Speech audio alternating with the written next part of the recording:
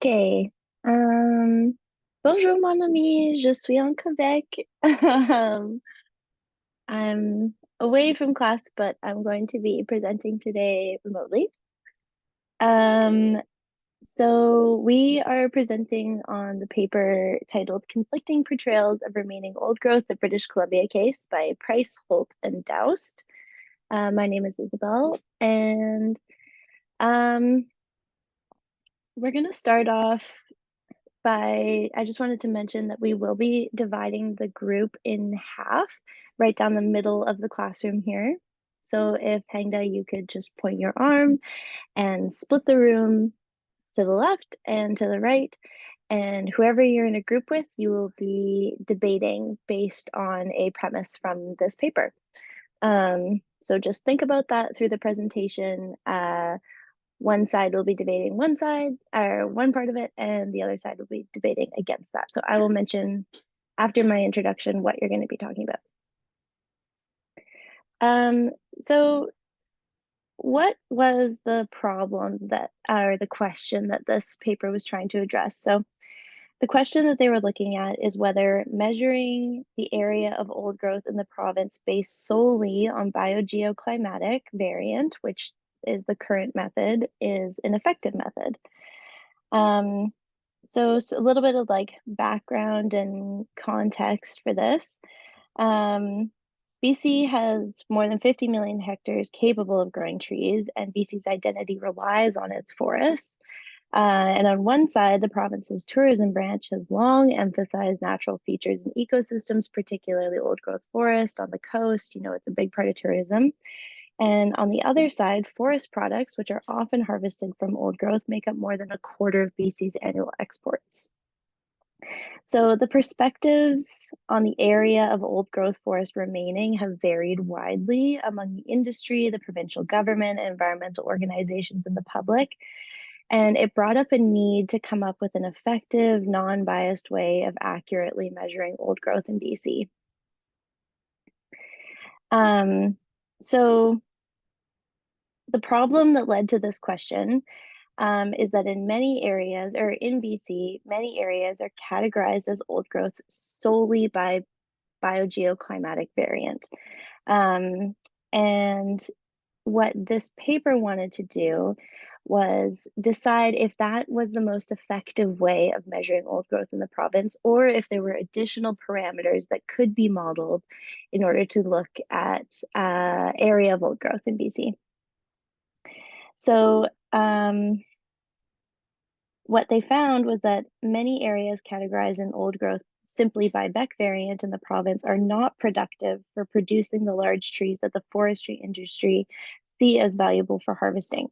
So when the province states that X amount of old growth is protected, it's not representative of the old growth that is actually of interest to the forestry industry.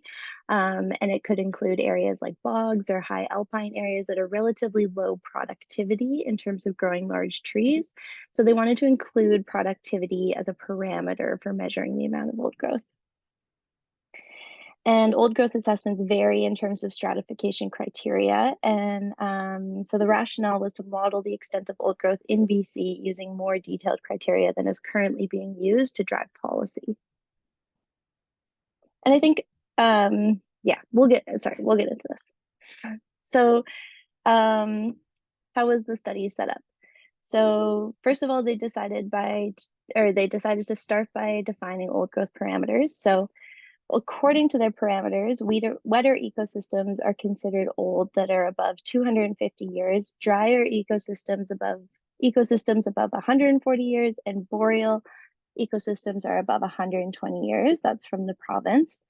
And BC forests above these age thresholds have not been commercially harvested, and that have not been commercially harvested, then they can be classified as old growth. So to assess the status of BC's old growth for each unit in question, they sum the current area of old forest following provincial age-based definitions and using a provincial inventory. So in terms of measuring productivity, So in order to classify productivity, they followed timber supply methodology and assessed the old growth areas as a proportion of each productivity class in increments of 5-meter site index classes.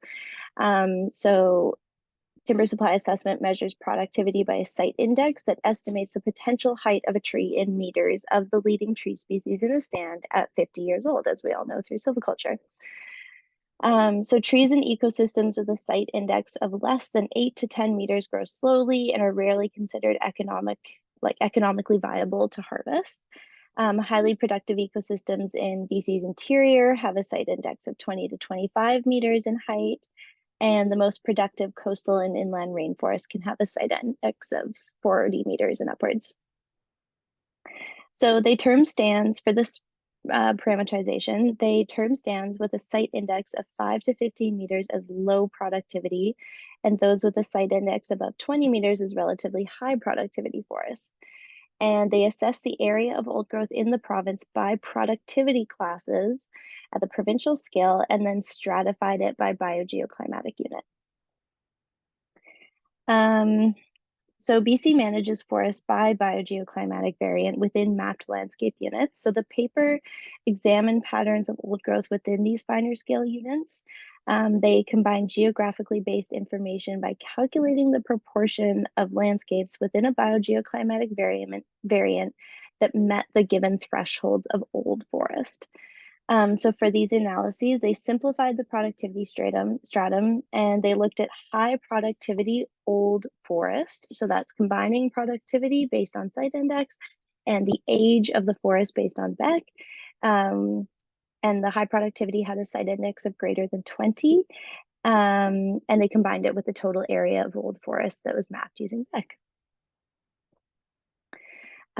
So a couple other parameters, they wanted to look at the risk to biodiversity. One of the large reasons for protecting old growth forest in BC is not only a protection of these large trees, but it's protection of the biologically diverse ecosystems that the trees support and are supported by.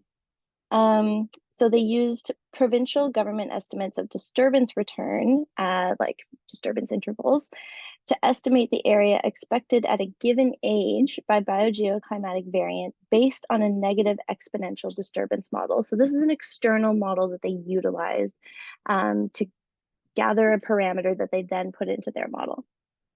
They highlighted classes with less than 30% of the area expected naturally, defining these as units with a high risk to biodiversity and resilience. Mapped risk classes were based on a sigmoidal relationship with a high risk below 30% expected, low risk at 70% expected, and 3 equal classes in between these values. In terms of parks and protected areas, so parks and protected areas form the basis for conserving biodiversity, and BC policy supports the conservation of old growth forests within parks and protected areas often. So the BC government uses one stratification system to guide the conservation and another to model timber supply. So this could potentially pose consistency challenges in terms of what the product of these stratification systems are. So this analysis compared the two by stratifying no harvest zones by productivity classes. Okay, so now we're getting a little bit more into the nitty-gritty of it. So the modeling framework.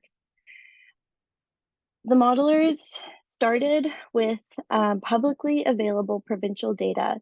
So it's really important to, so they started with publicly available provincial data to assess the area of old growth forest stratified by Beck variant, and then publicly available productivity class data using most recent available forest inventory, which is based on VRI. So it's really important to mention that these are publicly available data sets. And it's important to mention because policies that sort of lead up to old growth and are involved in old growth are really socially charged. People have a really strong personal connection often to old growth forests. Obviously, as we can see from protests and interest from the public, it really matters where this data is coming from. And it was really important to these modelers that they were using the data, not only that is used to inform policy currently, but the data that is publicly available, because people are going to be looking into this. It's not a small little woodlot that they're modeling growth in yield for. It's a provincial-wide strategic analysis of spatial data, trying to find out, are we managing old growth properly? So using the provincial data, they excluded private and federally managed land, non-forested ecosystems such as alpine, and very low productivity forests with a site index of less than 5 meters at 50 years. So this is going to cut out any kind of tundra zones, any areas that 3,000 meter peaks. This is going to cut out anything in like a bog, like super low productivity. So they gathered this data and they used a language which is called SELES, or SELES. And that stands for Spatially Explicit Landscape Event Simulator, which is actually a BC-based language that was developed in Victoria. And it's a language that was developed to support spatial temporal landscape models.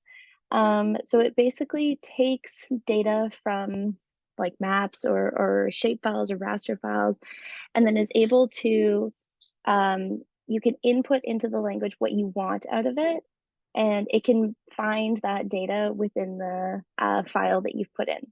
So I'll probably re-explain that. That doesn't make a lot of sense. So they overlaid the provincial data with this language, and the language was able to summarize 1 hectare raster grids of data layers and exported the attribute table data to Excel and to QGIS to create new maps. And so the map making process is actually the modeling process in this case. So the language that they use, this SELES, is not a model. It is a tool that is used in modeling to produce the model, which is the mapping process. So the newly created maps are spatially explicit, and they explain old growth areas based on Beck variant, age, and productivity class, if that makes sense.